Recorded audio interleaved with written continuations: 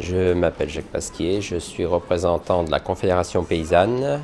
Cette réunion intergroupe est le résultat d'une demande à laquelle nous avons participé, puisque la question des OGM ne devait être abordée au départ que sous l'angle santé, dans le groupe 3. Or, il est bien évident que la question des OGM concerne aussi la biodiversité et l'agriculture.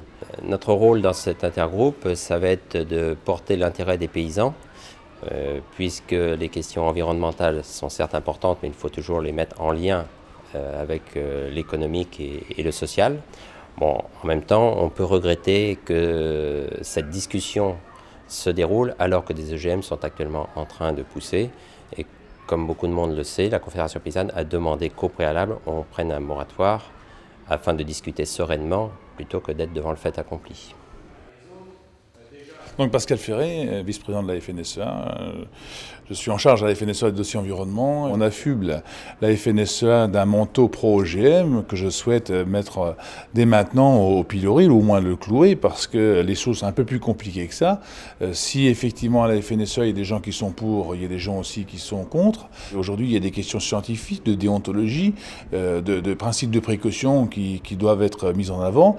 Et les interventions que j'étais amené à faire cet après-midi, c'est de dire que la FNSEA souhaite à ce qu'il y ait un projet de loi, 2, à ce qu'il y ait un haut comité scientifique aux biotechnologies, et puis troisièmement, dire que si on doit partir sur un débat aussi important que celui-ci, c'est pour alimenter dans le cadre du débat public ce projet de loi, et surtout dire aux consommateurs, aux citoyens et aussi aux agriculteurs les dangers, la dangerosité ou les bienfaits d'utiliser ou pas des OGM.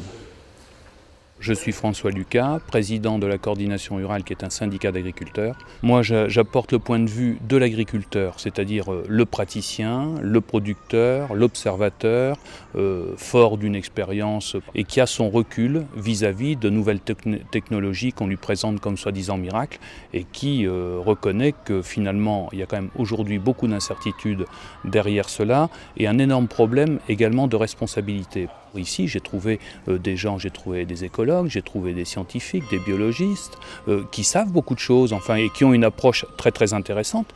Et je suis surpris qu'en définitive, on n'ait pas, depuis la première autorisation des maïs OGM, c'est 1998, qu'on n'ait pas avancé d'1 millimètre. Donc j'espère qu'ici, ça va être un déclencheur. J'espère que le souci du compromis et peut-être du politiquement correct ne massacrera pas nos réflexions.